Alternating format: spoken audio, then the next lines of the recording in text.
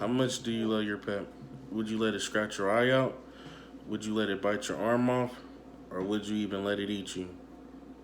I don't think you would want it to eat you or even do any of that stuff to you. But there are some pets in this world that if you allow them to, they would do that. A regular cat and dog, you have to walk them. You know, they wear a leash. But with some other animals, you have to build large cages and even watch out behind your back from these animals. Some of these animals are exotic animals and people love to own them.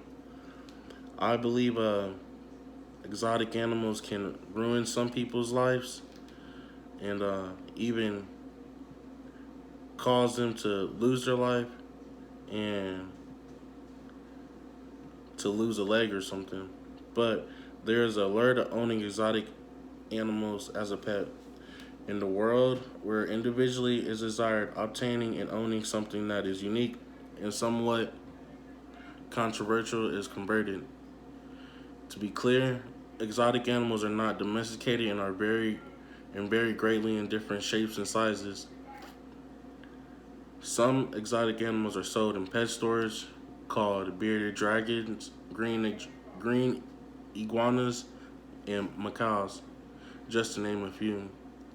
Other exotic animals are sold through an extremely lucrative wildlife trade that is a black market where various species of non-human primates, big cats, bears, snakes, or sometimes even fish can be easily purchased at the right price. Um, I don't know about the Louisiana state laws, but in Missouri, there are laws protecting the trade of exotic wildlife animals. So to even own a wild animal in Missouri, you have to list it in that. You have to get it registered in that county where the animal resides. That list includes lions, tigers, wolves, primates, and poisonous reptiles. Some people ask, what is the difference between exotic animals and pets such as cats and dogs? What the difference is you have to take care of a cat and dog, such as you have to take care of an exotic animal too. But a cat is probably about 5 pounds. That's a larger cat, and a dog. Some dogs can get up to about 200 pounds, but all of them are domesticated. They follow a man. They don't have a wild instinct to them to just rip your head off. Also, with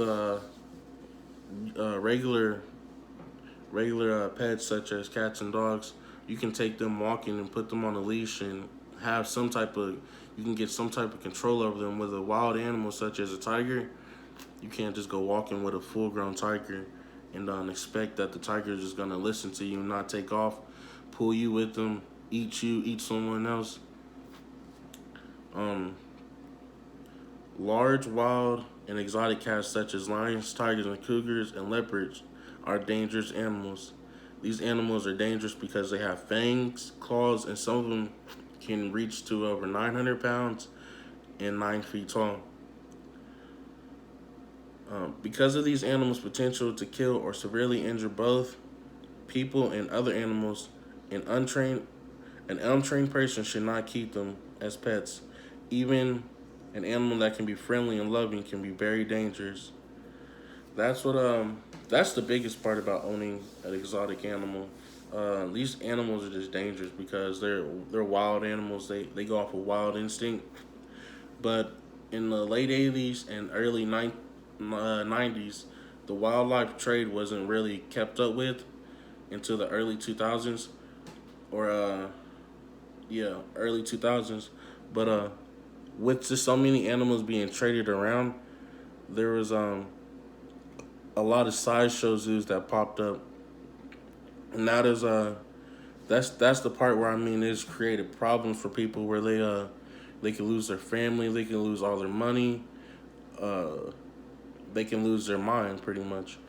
Uh, a good example of this would be Tiger King is a new documentary off Netflix where it tells the story of Joe Exotic, Carol Baskin, and another guy that owns an exotic zoo. With Joe Exotic, these animals, he used to take them around the country and tour them and do a lot of photo shoots with young cubs and stuff. But after the animal laws came out, he would no longer be able to do that. So he got stuck with these animals, and these animals, some of them cost 3,000 a feed a year. And if you have 200 of them, 250, that's $500,000 every year, at least. So this financially drove him crazy, mentally drove him crazy, lost everything he owned behind these exotic animals. And then I wanted to talk about Carol Baskin. Carol Baskin has used these animals to create a platform for herself where she has made millions and millions of dollars, but at the same time, she is try to destroy other people's lives that do the same thing that she does. She also was accused of killing her husband and feeding it to the tiger, the exotic animals they owned at the time.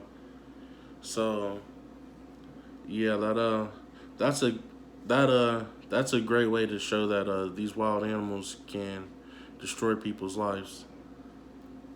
With that being said, I would like to ask one more question. Would you rather you take your dog on a walk, or would you let your dog walk you? Well, with the exotic animals such as a lion or a tiger, you don't have a choice. It's going to walk you. So that's why exotic animals should be kept under regulation and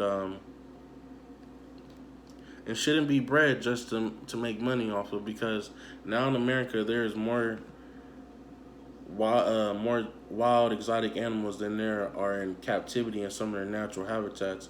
And these animals can't just be released into their natural habitats because they're so used to being in the cage and being fed that if they got in their natural habitats they would just die. So yes, thank you.